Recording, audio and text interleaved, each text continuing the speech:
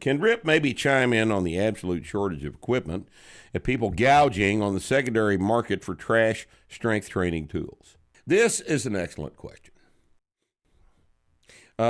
It's excellent for a couple of reasons. All right. The absolute shortage of equipment on the market right now is a result of the fact that people want to train. And people aren't being allowed to train at commercial gyms because they might get sick at a commercial gym, which, could have happened last year too, but never mind that. All right. This year is different. This year, you're not allowed to get sick. You're motivated to train. So what are you going to do? You're going to try to buy some equipment. All the equipment manufacturers are slammed right now. I don't know if there's an iron plate available for sale in the United States right now. Bree, see if you can get on eBay and see if anything's for sale. I've been kind of told that it's not. The price gouging thing's interesting. That's what I'm really interested in discussing is the price gouging thing. The shortage of equipment. Now, what we're going to recommend, of course, is starting strength equipment. Our friends at Texas Strength Systems. I've talked to Wes down there. Just talked to him again this morning, in fact, and recommended that he put together a package, a starting strength home gym package, and provide a little discount off his individual piece price for all of this stuff. I think he's got a source of plates. We'll see. But it'll be, the idea is a starting strength bar from Caps Welding and the rest of the equipment from Texas Strength Systems shipped to you, a turnkey gym. And this solves a lot of problems for a lot of people. So I'm trying to help these guys get that all put together right now. And buying stuff from us helps us out. See this lovely shirt I've got on. Go to our store, buy something from us. We're trying to provide you guys with service and products and information through these trying times. And we would appreciate your business. Okay? Now, the interesting part of this question is the gouging on the secondary market for trash strength training tools. Now, let me point something out. I made a comment earlier. Supply, demand, price. All right? Now, this is just as much the law as is gravity. All right? A thing is worth what you will pay for it. And what you will pay for it is determined entirely by your value, the value you place on the thing you want to buy. That value is yours to decide.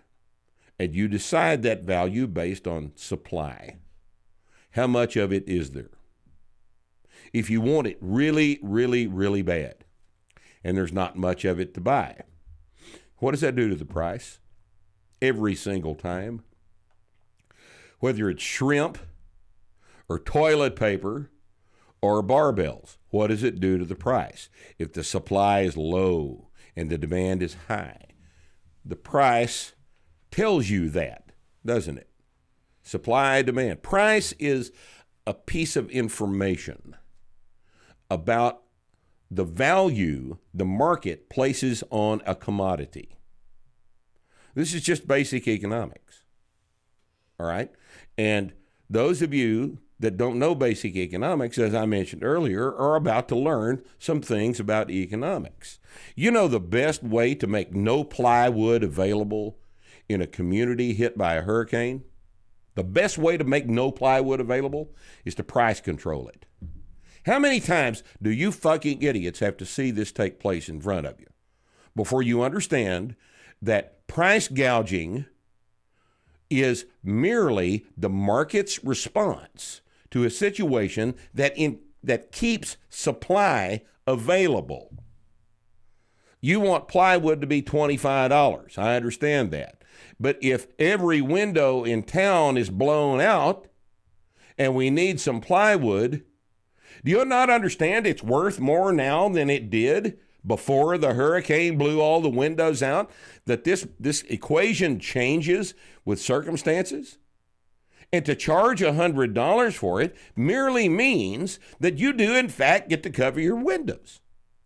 Well, if you wanted, I understand you want it available for $25, but if you insist that it stay $25, it's all going to get bought. It's all going to get bought and used in a way that does not reflect your assignment of value to covering up the windows. It's going to get put into floors and other non-essential stuff. But if the price goes up, people who actually need it will at least have it available to them.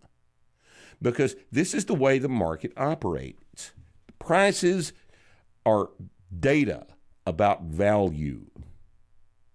Now, if you're looking for exercise equipment right now, and you really, really, really, really want a bar, you may have to pay a lot of money for a bar because there aren't any bars. Okay? And if you pay more than you want to for a beat up, shitty, rusty, used bar, welcome to New America, where people besides the market get to determine how goods and services are allocated. Because that's what essential, non-essential means. It's the government allocation of goods and services. Now, can you think of an example of a situation where the government allocated goods and services? Might that be the case in the Soviet Union? Might that be the case in East Germany? That's so long in the past. It's so long in the past that I can just dimly remember it myself because at 64, my memory's so bad. What about modern example?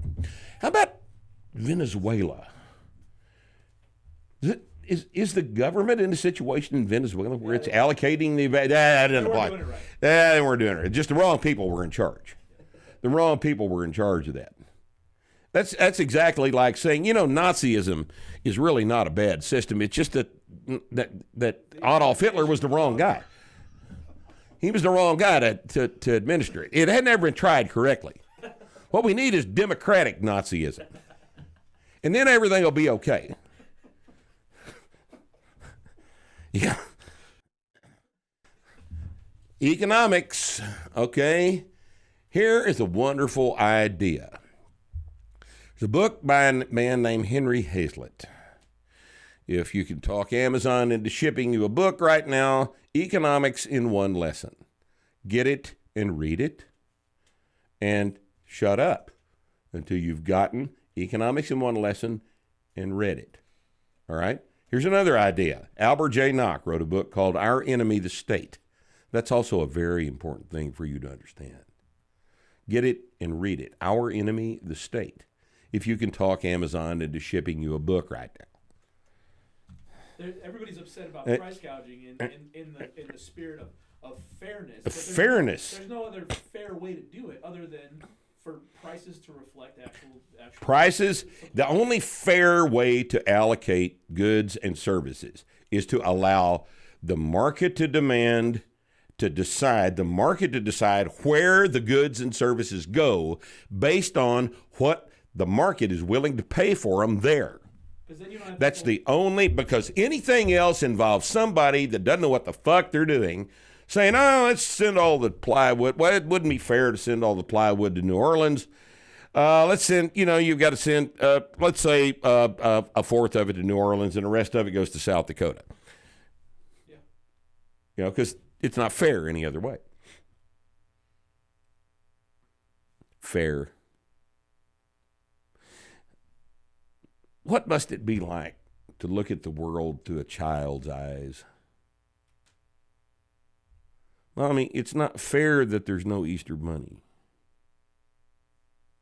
I want there to be an Easter Bunny, and it's not fair that there's no Easter Bunny. It's just not fair. Yeah, you got a lot of guys out there who are upset because they need to buy a barbell, and some guy down the street is selling it for double. What Some guy down the street wants $300 for his used barbell. somebody else is going to pay that money. How bad do you want it? How bad you want to train? Somebody else will buy it for $300 if you don't. And you're all ass hurt because it's a used rusty barbell. Well, you can brush the rust off of it. You can oil it. And the fact you paid $300 for it is just reflective of the fact that your government has fucked this up.